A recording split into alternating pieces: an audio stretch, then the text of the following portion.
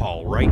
Here I am at the Pennsylvania Road rail crossing in Riverview, Michigan. Well, this is between Wyandotte and Riverview, but it's right on the border of Riverview, so yeah. And this right here is another rather iconic crossing owned by the CN Shoreline Subdivision, the CN Flat Rock Subdivision, and the Conrail and NS Detroit Shoreline. And this was filmed by Owens 32 a couple of times in the past, but it was malfunctioning. It had its original equipment still, and I apologize for the wind. And this is another crossing that I decided to retour for 2023 for you. And it's going to be the final one I'm going to be doing for today before, you know, I decide to drop all my downriver tour videos for, you know, further notice. So, yeah, nothing much has changed at all to this crossing. Yes, actually a few things have changed in this crossing ever since I was last here, and I'll go on with it. So, with all that said, let's get on to it. So for the first signal, this has a Harmon cantilever, and here's the emergency information and the dot number for the CN Shoreline sub, and the dot number is 867586F.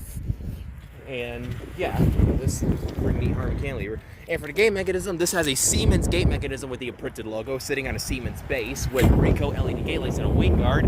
Now, one thing worth mentioning that back up until 2018, this crossing used to have a Transport Products Corp gate mechanism on this side and a GS Type 1 e-bell sitting on top of it. But sadly, both of those things got replaced by what you see here right now. But yeah, and for the lights, this has two, and for the mask lights, this has two pairs of Satran 12 by 24 inch dialight LEDs sitting on a Harmon light bracket. As you can see right there. Yep. And for the overhead lights, this has two more pairs of Satran 12 by 24 dialight LEDs sitting on, I believe, a Satran light bracket. Yep. And for the bell, this has a low-pitch Siemens electronic bell. You know, pretty neat stuff, I'd say. Pretty standard, but, you know. Also, we just caught a southbound NS train just now, and there's actually a northbound CN Shoreline train lined up, so after I'm done with this tour, I'm going to go ahead and catch that. As you can see, it's a double red. Usually it's yellow. So, yeah, let's go ahead and move on to the next signal. So, for this next one, this has a Satran base, older generation, 1970s with the Louisville, Kentucky lettering, facing backwards. And here's the emergency information and a dot number once again. And for the lights, this has a Satran 12 by 24 inch diode sitting on a Satran light bracket. And for the bell, this has a General Signals Type 2 electronic bell, which replaced a General Signals Type 1 e-bell in the past that was fried. Yeah, as seen in Owens 32's videos. Now, one thing worth mentioning is the fact that this bell right here is only wired to ring when there's a train on the shoreline side. And in terms of wiring, the middle flashers or the Conrail signals, in which I'm about to move on in a moment, are also wired incorrectly. All four of them turn on instead of just two. I'm not sure about the backlights on these side though, but yeah, that is one flaw that I definitely do know of. So yeah, let's go to wait for the southbound Pennsylvania guys to cross here because there's a stop sign on each side. It's kind of wonky. So yeah, here's the next signal, which is owned by the Conrail line. So for this one has a Satran base, newer gen. And here's the emergency information and a dot number for the Conrail shoreline. The dot number is 511824L. You can see another one right here, another tag right here, which is weird because it says Van Horn Road. Now that is definitely weird because that's the dot number right here in the sticker emergency information for Van Horn Road. So that's 511.5B, but this is the dot number for Pennsylvania, luckily. Maybe they recycled that mast from that. But yeah, and for the lights, it says two more pairs of Satran 12 by 24 inch skylight LED sitting on a Satran light bracket. And for a bell, this has a General Signals Type 3 electronic bell, which replaced a General Signals Type 2 in the past. Now, this was a pre-2016 install, but the odd part is 3 out of 4 of the Conrail signals have GS Type 3 e-bells because the GS Type 2s that are over here kept on dying. So I think this crossing is cursed when it comes to like killing the bells and whatnot.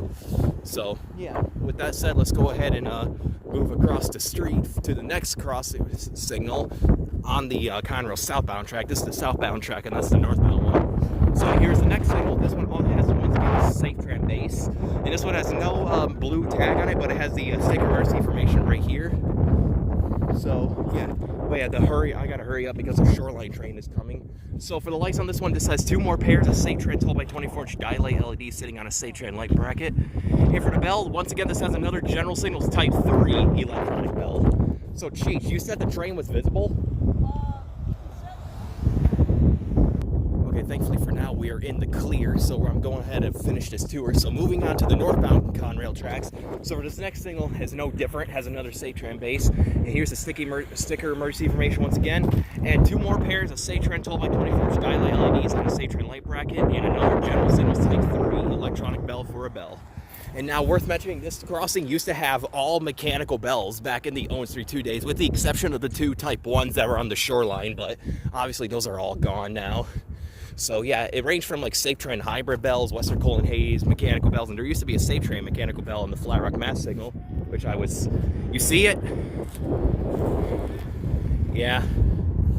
Actually, you know what? I'm gonna go ahead and stop it here and continue this tour after I catch this train. So I'm gonna go ahead and move on to the last 3 signals for you guys.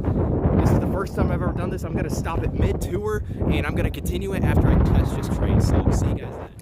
And anyways, sorry for the rough cut there, or I'm actually gonna add in a fade transition. So yeah, moving on to the final Conrail Detroit Shoreline signal, right on the northbound track. This one is another Safe Train base. And here's the emergency information, the dot number once again with the sticker tag and the blue tag. And once again, has 2 more pairs of Safe Train 12 by 24 inch dahlia light LEDs sitting on a Safe Train light bracket. And for the bell, this one has a General Signals Type 2 electronic bell, which is the only one remaining because the other three got replaced by Type 3s. This used to have 3 Type 2s and 1 Type 3, but now it's backwards. There's 3 Type 3s and 1 Type 2. So yeah, with all that said, let's go ahead and wait for these guys to cross and move on to the Flat Rock signals. So yeah, and also it is confirmed that the backlights over there are wired correctly, but the GS Type 2 bell shuts off right as the gates go up. So yeah, so with that said, let's go on to the next signal. So for this one, this has another Safe Tram base, older generation.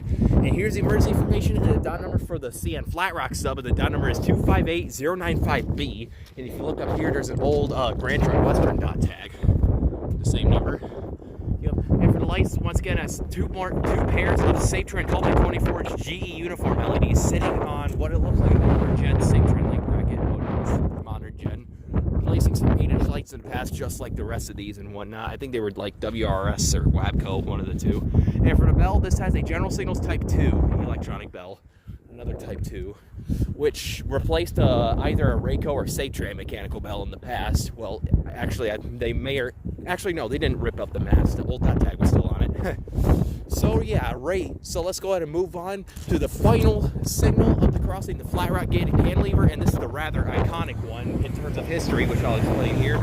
So for this one has another Harmon cantilever, and here's the emergency information once again for the Flat Rock. And for the gate mechanism, this has a Safe Train gate mechanism sitting on a WABCO base. Yeah, because a WABCO Model 75 gate mechanism used to be here. And this has more Rico LED gate lights, but no wing guard like that one has. So this gate actually recently got bent by the wind. That's how bad it is.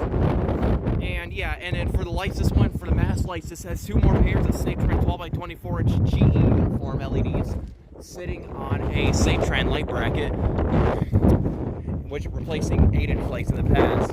Same goes to the overhead. There are 2 more pairs of Safe Train 12 by 24 GE uniform LEDs sitting on a Safe Train light bracket. And for the bell, this has a Safe Train Type 3 electronic bell, which replaced a Western Coal mechanical bell back in around 2013, which that mechanical bell sounded clunky as heck. It sounded like a cowbell. And yeah, and they replaced it. That's the original one that's been sitting there ever since. So yeah, this right here was Pennsylvania Road. You can see the relay cases. Here's the Flat Rock one marked by the CN Ford yard, which is now abandoned over there, which I'll explain more in a second. For Pennsylvania Road at milepost 8.69. And here's the Conrail relay case and the Shoreline one, which is way over there. So yeah, with that said, let's go ahead and take a look at the track view. Down there is heading south towards Oak Street, Vinewood Avenue, Ford Avenue, and eventually you'll find yourself in Wyandotte, since this is right here at Riverview. And you can see the abandoned Flat Rock Ford yard right there, which they used to store Grand Trunk locomotives and boxcars in, but they sadly don't use it anymore, as you can see how it's overgrown. This is the 2-track section. And down there is heading north. This is heading north towards Oak Street, not south. So this is heading north towards Oak Street, Vinewood Avenue, and this down here is heading south towards King Road and Harrison Avenue and Van Horn Road around the Trenton area. And you can see where it divides it to, one singular track. You can see a dwarf signal and default yellow over red signal, which protects a spur that's right by Sibley Road, which is a default color of green on the other side of it. So yeah, with that said, let's go ahead and take a look at the track view on the NS tracks. So there is the northbound track that heads toward King and Harrison Avenue. And here's where it heads north towards Oak Street and Vinewood. Towards Wyandotte. since I'm technically here in Riverview. So really, it's the same thing over here, except there's an old Y pattern signal, which lit up for the southbound that we caught earlier. And yeah, and down there you can see parts of the Riverview yard, supposedly. So yeah, and the final track view on the CN shoreline. Once again, apologies for the wind, very windy day today. So you can see the default yellow over red. It was red over red earlier for the caught. Down there you can see the default yellow over red right by Vinewood. See where it heads to.